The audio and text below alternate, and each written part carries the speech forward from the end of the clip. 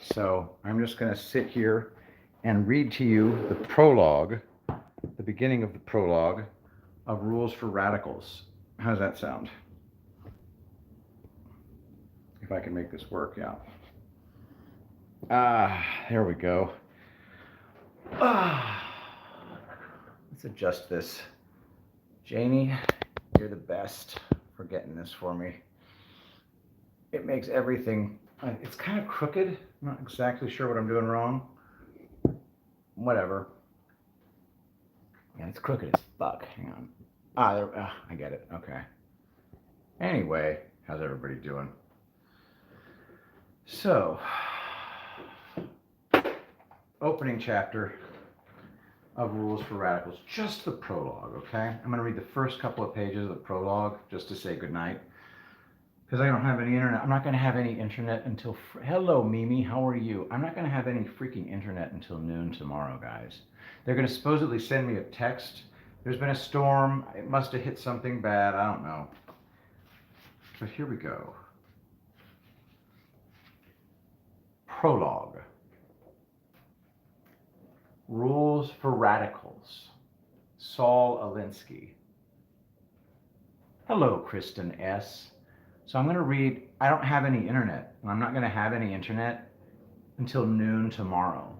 So this is how I can stream to you guys. So I'm just going to finish out the stream with the prologue for Rules for Radicals, but honestly, it's quite long. He's a long-winded fucker. So it's not that bad, but let's see. Let's find a good stopping point. Anyway, let's just do it. Prologue. The revolutionary force today has two targets, moral as well as material. Its young protagonists are one moment reminiscent of the idealistic early Christians, yet they also urge violence and cry, "Burn the system down." They have no illusions about the system, but plenty of illusions about the way to change our world. It is to this point that I have written this book. These words are written in desperation, partly because it is what they do and will do that will give meaning to what I and the radicals of my generation have done with our lives. They are now the vanguard, and they had to start almost from scratch. Few of us survived the Joe McCarthy Holocaust of the early 1950s, and of those there were even fewer whose understanding and insights had developed beyond the dialectical materialism of orthodox Marxism. My fellow radicals, who were supposed to pass on the torch of experience and insights to a new generation, just were not there. As the young looked at the society around them, it was all, in their words, materialistic, decadent, bourgeois in its values, bankrupt and violent. Is it any wonder that they rejected us in toto? Today's generation is desperately trying to make some sense out of their lives and out of the world. Most of them are products of the middle class. They have rejected their materialistic backgrounds, the goal of a well-paid job, suburban home, automobile, country club membership, first-class travel, status security, and everything that meant success to their parents. They have had it. They watched it lead their parents to tranquilizers, alcohol, long-term endurance marriages, or divorces, high blood pressure, ulcers, frustration, and the disillusionment of the good life. They have seen the almost unbelievable idiocy of our political leadership. In the past, political leaders, ranging from the mayors to governors to the White House, were regarded with respect and almost reverence. Today, they are viewed with contempt. This negativism now extends to all institutions, from the police and the courts to the system itself. We are living in a world of mass media which daily exposes society's innate hypocrisy, its contradictions, and the apparent failure of almost every facet of our social and political life. The young have seen their activist participatory democracy turn into its antithesis, nihilistic bombing and murder. The political panaceas of the past, such as the revolutions in Russia and China, have become the same old stuff under a different name. The search for freedom does not seem to have any road or destination. The young are inundated with a barrage of information, in fact, so overwhelming that the world has come to seem an utter bedlam, which has them spinning in a frenzy, looking for what man has always looked for from the beginning of time: a way of life that has some meaning or sense. A way of life means a certain degree of order where things have some relationship and can be pieced together into a system that at least provides some clues to what life is about.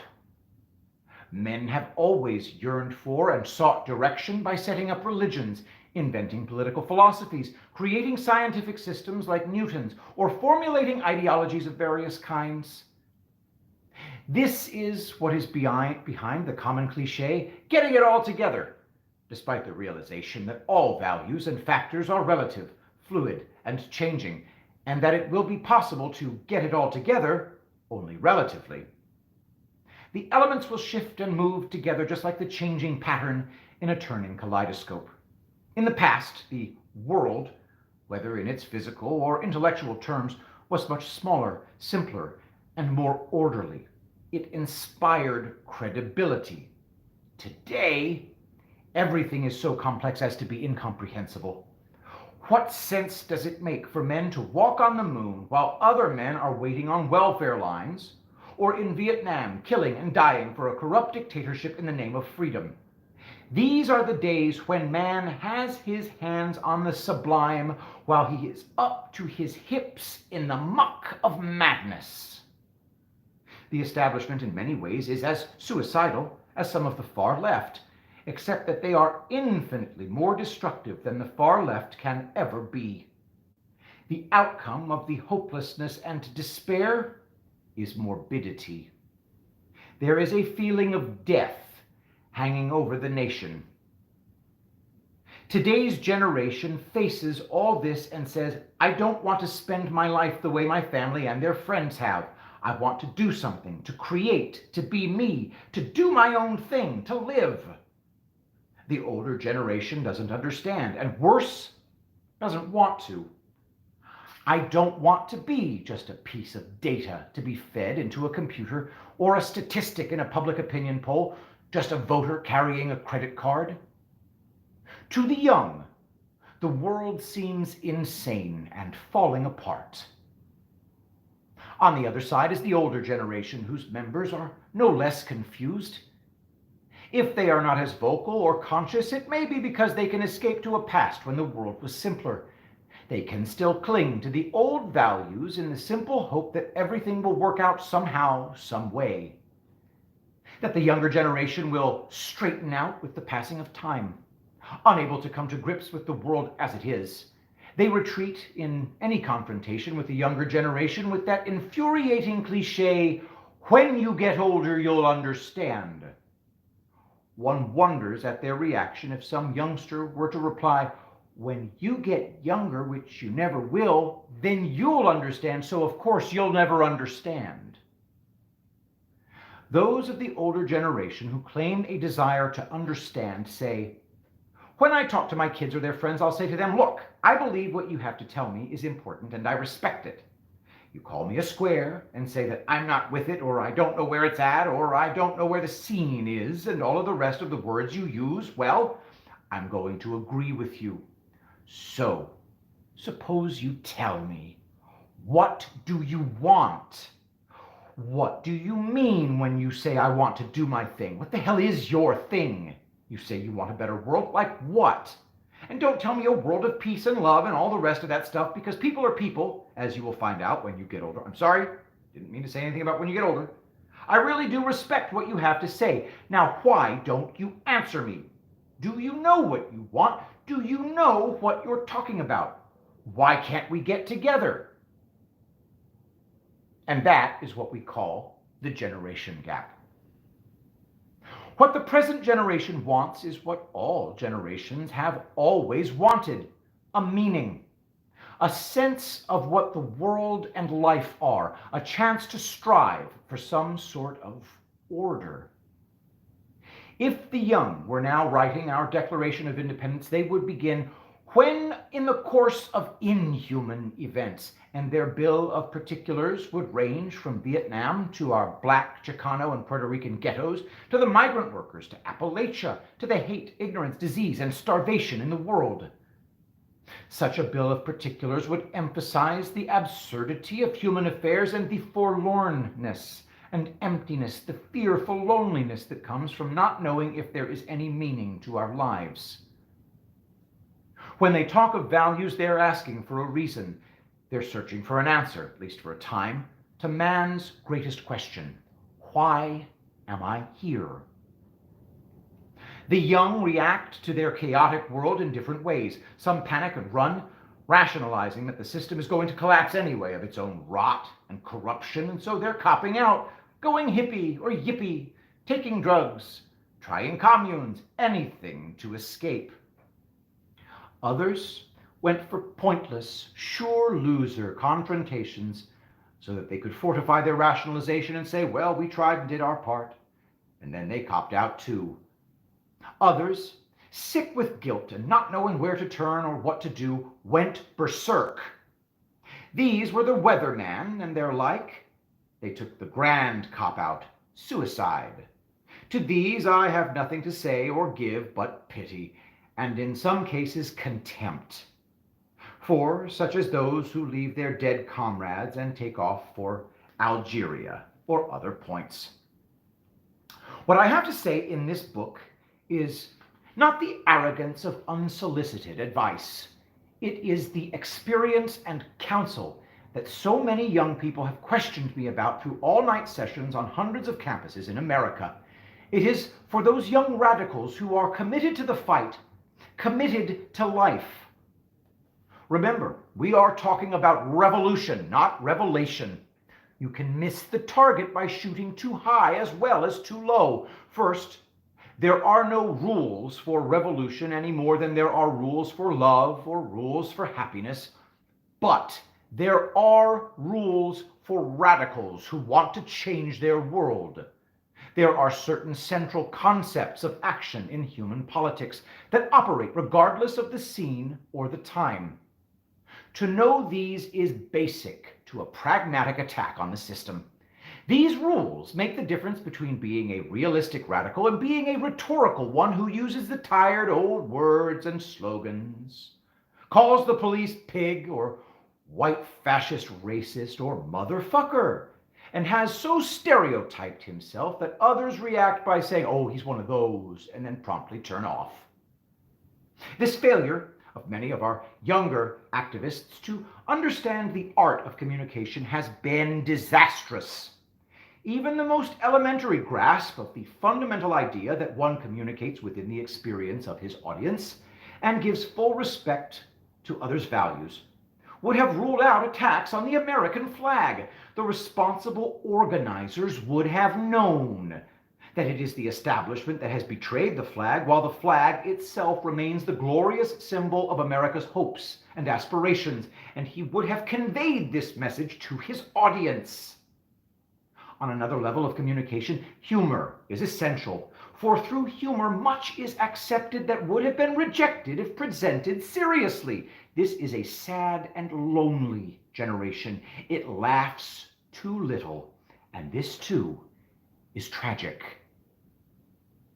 For the real radical, doing his thing is to do the social thing for and with people.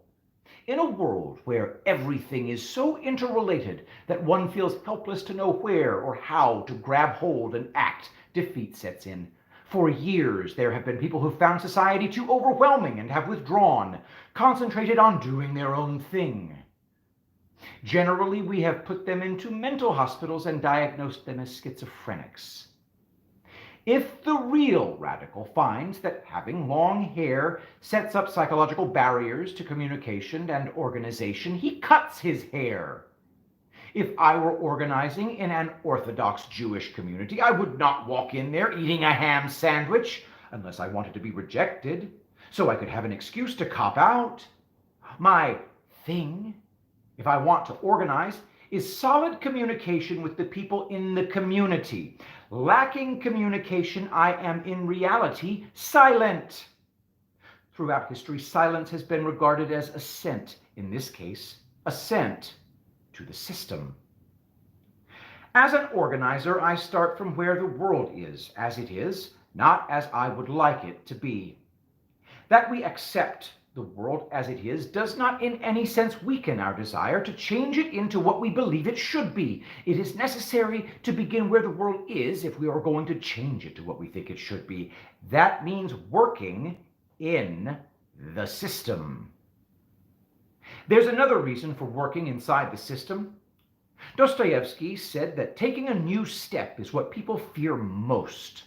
Any revolutionary change must be preceded by a passive, affirmative, non-challenging attitude toward change among the mass of our people. They must feel so frustrated, so defeated, so lost, so futureless in the prevailing system that they are willing to let go of the past and chance the future. This acceptance is the reformation essential to any revolution. To bring on this reformation requires that the organizer work inside the system among not only the middle class, but the 40% of American families, more than 70 million people whose incomes range from $5,000 to $10,000 a year. They cannot be dismissed by labeling them as blue collar or hard hat. They will not continue to be relatively passive and slightly challenging. If we fail to communicate with them, if we don't encourage them to form alliances with us, they will move to the right. Maybe they will anyway. But let's not let it happen by default. Our youth are impatient with the preliminaries that are essential to purposeful action. Effective organization is thwarted by the desire for instant and dramatic change. Or, as I have phrased it elsewhere, the demand for revelation rather than revolution. It is the demand of things that we see in playwriting. The first act introduces the characters and the plot.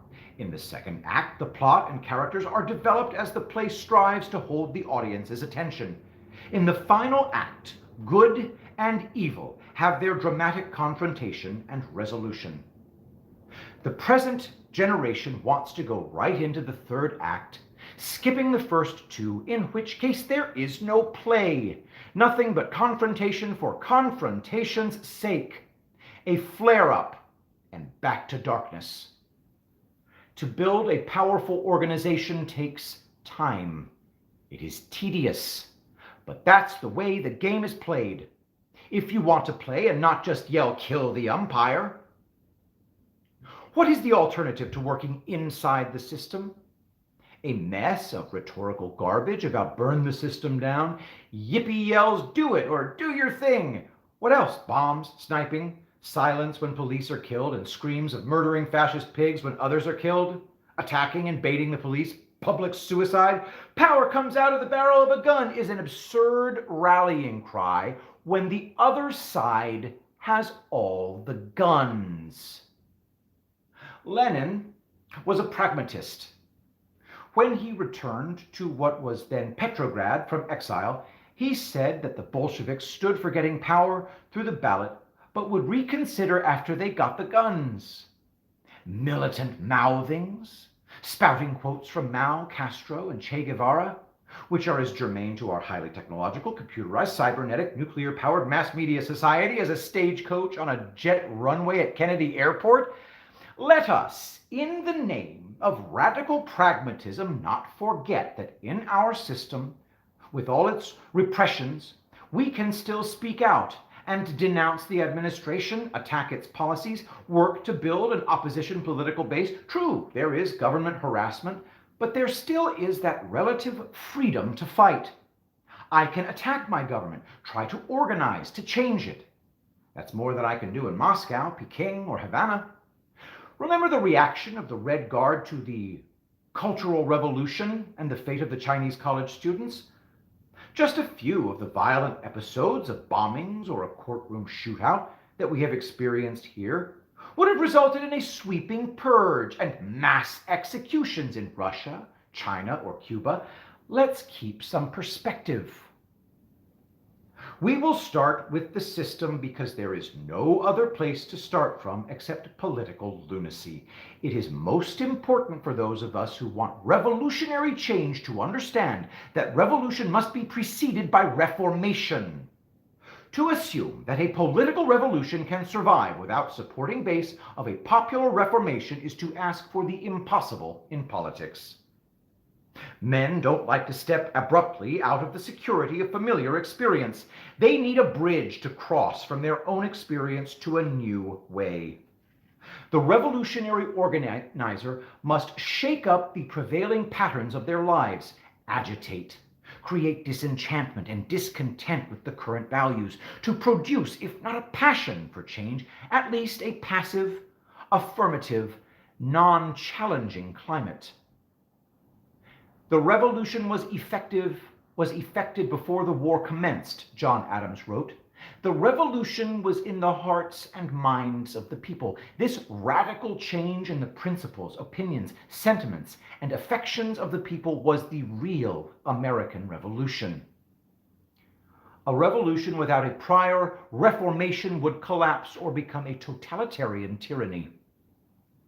A reformation means that masses of our people have reached the point of disillusionment with past ways and values. They don't know what will work, but they do know that the prevailing system is self-defeating, frustrating, and hopeless. They won't act for change, but won't strongly oppose those who do. The time is then ripe for revolution. Those who, for whatever combination of reasons, encourage the opposite of reformation become the unwitting allies of the far political right. Parts of the far left have gone so far in the political circle that they are now all but indistinguishable from the extreme right. It reminds me of the days when Hitler, new on the scene, was excused for his actions by humanitarians on the grounds of a paternal rejection of childhood trauma. When there are people who espouse the assassination of Senator Robert Kennedy, or the Tate murders, or the Marin County Courthouse kidnapping and killings, or the University of Wisconsin bombings and killing as, quote, revolutionary acts, then we are dealing with people who are merely hiding psychosis behind a political mask. The masses of people recoil with horror and say, our way is bad, and we were willing to let it change, but certainly not for this murderous madness. No matter how bad things are now, they are better than that. So they begin to turn back. They regress into acceptance of a coming massive repression in the name of law and order. In the midst of the gassing and violence by the Chicago Police and National Guard during the 1968 Democratic Convention, many students asked me, do you still believe we should try to work inside our system? These were students who had been with Eugene McCarthy in New Hampshire and followed him across the country. Some had been with Robert Kennedy when he was killed in Los Angeles. Many of the tears that were shed in Chicago were not from gas. Mr. Alinsky, we fought in primary after primary, and the people voted no on Vietnam. Look at that convention. They're not paying any attention to the vote. Look at your police and the army. You still want us to work in the system? It hurt me to see the American army with drawn bayonets advancing on American boys and girls, but the answer I gave the young radicals seemed to me the only realistic one. Do one of three things. 1. Go find a wailing wall and feel sorry for yourselves. 2. Go psycho and start bombing, but this will only swing people to the right. 3. Learn a lesson. Go home. Organize. Build power. And at the next convention, you be the delegates. Remember, once you organize people around something as commonly agreed upon as pollution, then an organized people is on the move. From there, it's a short and natural step to political pollution, to Pentagon pollution. It is not enough just to elect your candidates. You must keep the pressure on. Radicals should keep in mind Franklin D. Roosevelt's response to a reform delegation. Okay, you've convinced me. Now go on out and bring pressure on me. Action comes from keeping the heat on. No politician can sit on a hot issue if you make it hot enough. As for Vietnam, I should like to see our nation be the first in history of man to publicly say we were wrong. What we did was horrible. We got in and kept getting in deeper and deeper, and at every step we invented new reasons for staying. We have paid part of the price in 44,000 dead Americans. There is nothing we can ever do to make it up to the people of Indochina or to our own people, but we will try. We believe that our world has come of age so that it is no longer a sign of weakness or defeat to abandon a childish pride and vanity to admit we were wrong. Such an admission would shake up the foreign policy concepts of all nations and open the door to a new international order. This is our alternative to Vietnam. Anything else is the old makeshift patchwork. If this were to happen, Vietnam may even have been somewhat worth it. A final word on our system. The democratic ideal springs from the ideas of liberty, equality, majority rule through free elections, protection of the rights of minorities, and freedom to subscribe to multiple loyalties in matters of religion, economics, and politics, rather than a total loyalty to the state. The spirit of democracy is the idea of importance and worth in the individual, and faith in the kind of world where the individual can achieve as much of his potential as possible. Great dangers always accompany great opportunities. The possibility of destruction is always implicit in the act of creation. Thus, the greatest enemy of individual freedom is the individual himself. From the beginning, the weakness as well as the strength of the democratic ideal has been the people. People cannot be free unless they are willing to sacrifice some of their interests to guarantee the freedom of others. The price of democracy is the ongoing pursuit of the common good by all of the people. 135 years ago, de Tocqueville gravely warned that unless individual citizens were regularly involved in the action of governing themselves, self-government would pass from the scene. Citizen participation is the animating spirit and force in a society predicated on voluntarism. We are not here concerned with people who profess the democratic faith, but yearn for the dark security of dependency, where they can be spared the burden of decisions. Reluctant to grow up or incapable of doing so, they want to remain children and be cared for by others. Those who can should be encouraged to grow. For the others, the fault lies not in the system, but in themselves. Here we are desperately concerned with the vast mass of our people who, thwarted through lack of interest or opportunity or both, do not participate in the endless responsibilities of citizenship and are resigned to live lives determined by others. To lose your identity as a citizen of democracy is but a step from losing your identity as a person. People react to this frustration by not acting at all. The separation of the people from the routine daily functions of citizenship is heartbreak in a democracy.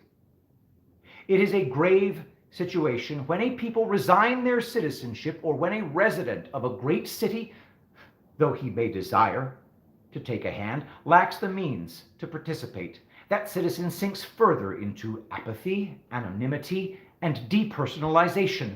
The result is that he comes to depend on public authority, and a state of civic sclerosis sets in. From time to time, there have been external enemies at our gates. There has always been the enemy within, the hidden and malignant inertia that foreshadows more certain destruction to our life and future than any nuclear warhead.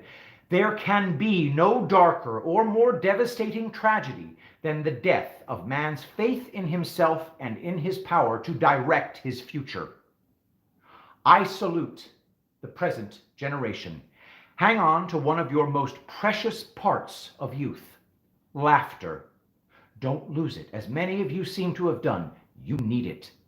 Together, we may find some of what we're looking for: laughter, beauty, love, and the chance to create. Saul D. Alinsky. And that's the prologue to Rules for Radicals. Saul Alinsky, 1973.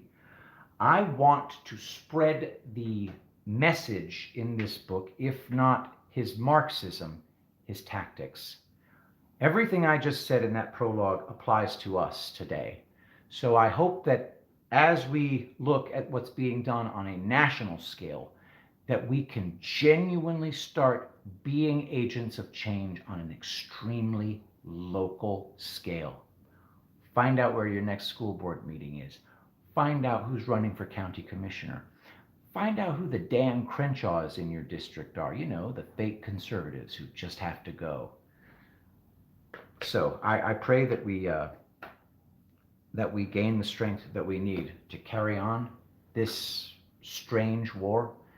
And I'm going to round out, and let's go ahead and pray. Saint Michael the Archangel, defend us in battle. Be our protection against the wickedness and snares of the devil. May God rebuke him, we humbly pray, and do thou, O Prince of the heavenly host, by the power of God, cast into hell Satan and all evil spirits who prowl about the world seeking the ruin of souls. Amen. I love you all, and I will see you tomorrow. I will be the greatest president that God